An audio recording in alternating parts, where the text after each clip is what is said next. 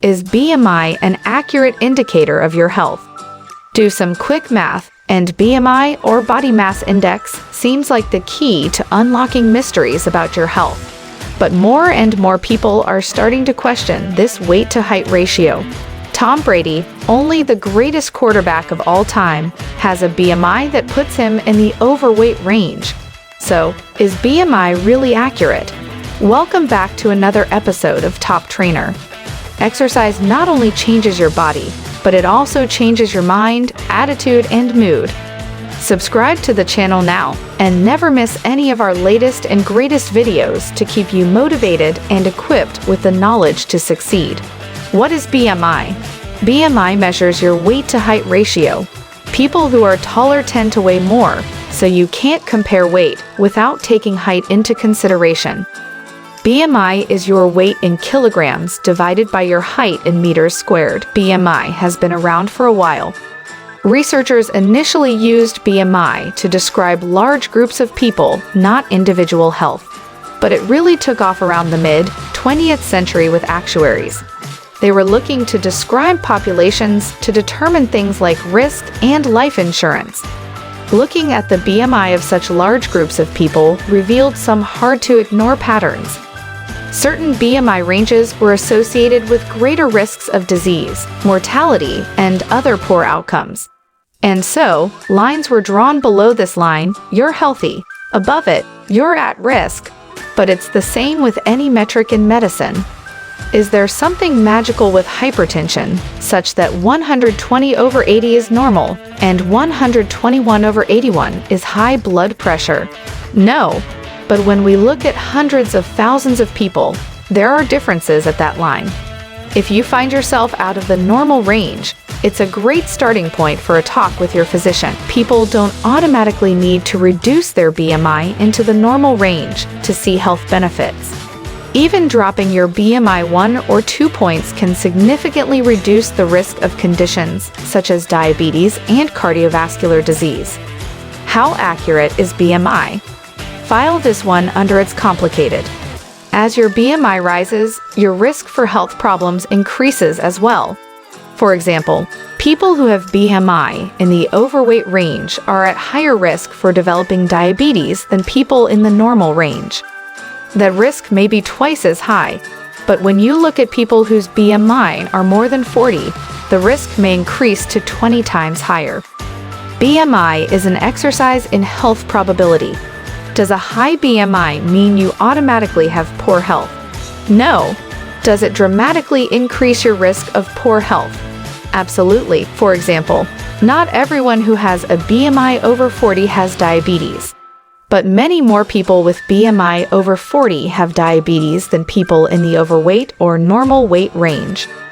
A too high or too low BMI is not an ironclad guarantee that you will develop a chronic disease. Rather, it's an important piece of information that you and your primary healthcare provider should look at within the context of evaluating you as a whole person. Why isn't BMI accurate in some cases? Some exceptions can make BMI seem more like a magic 8-ball, though. Factors that can make BMI non-accurate include race and ethnicity. When it comes to BMI, all races and ethnicities are lumped together, and that can lead to unclear and confusing results.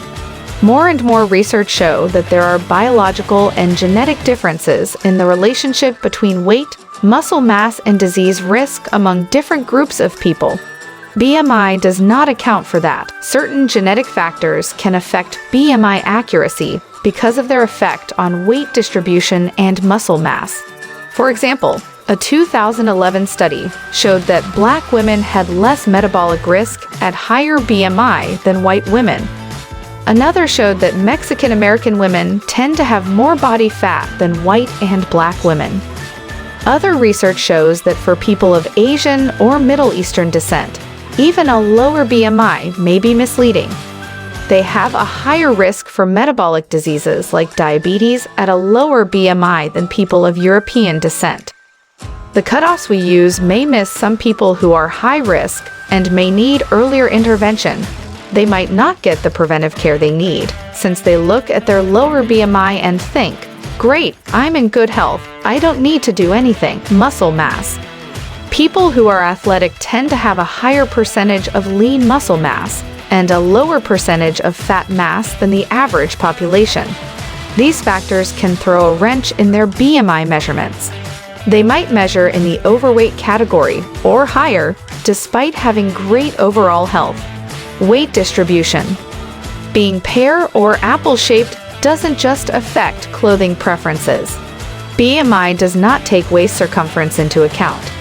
Two people can weigh the same and therefore have the same BMI, but their risk for disease might not be the same. Say person A has a higher waist circumference, carrying their weight in their abdomen. Person B carries their weight lower in their body. Person A has a higher risk of metabolic and cardiovascular disease, but their identical BMI doesn't tell that story. Does your BMI still matter? Think of BMI like a puzzle piece. It's a part of your whole health picture. Other valuable pieces include blood pressure. Blood pressure measures the pressure of your blood against your artery walls as your heart beats. It's a good indicator of heart health and heart disease risk. Blood sugar. Blood sugar tests tell you how much glucose, sugar, is in your blood. They help doctors screen for prediabetes and diabetes. Cholesterol. Your cholesterol levels show the amount of LDL, bad, and HDL, good, cholesterol in your blood. Too much LDL increases your heart attack and stroke risk. Heart rate. A high resting heart rate puts you at increased risk for heart attack and death. Inflammation. Chronic inflammation is linked to diseases like cancer, rheumatoid arthritis, heart disease, and type 2 diabetes. Lean muscle mass versus fat mass. A higher percentage of lean muscle mass can protect against obesity and obesity-related conditions, including diabetes and waist circumference. You have a higher risk for developing obesity-related conditions if your waist circumference is more than 40 inches, men, or more than 35 inches, non-pregnant women. Knowing a patient's lean muscle mass versus fat mass may be more informative than BMI, but it's hard to measure accurately and cheaply. Waist circumference is also hard to measure accurately, particularly in patients with greater obesity. That's one of the reasons we rely on BMI. All you need is a scale, stadiometer, which measures height, and calculator. Even with its many exceptions, don't throw the BMI baby out with the bathwater. Blood pressure tells you about cardiovascular risk, but BMI tells you about risk for that and other conditions like cancer, endocrine disorders, and sleep apnea. Knowing someone has obesity based on BMI can lead to a more comprehensive evaluation with their doctor. And with that, we've reached the end of today's episode, all about in the comments section down below. If you enjoyed this one and found it helpful, remember to leave a like on the video and to subscribe to Top Trainer for even more amazing videos just like this one. Also, if you want even more information to help you on your own fitness journey and to browse our range of supplements, fitness equipment, and check out our bespoke fitness guides, head on over to toptrainer.com for all of our latest products and information. As always, thanks for watching.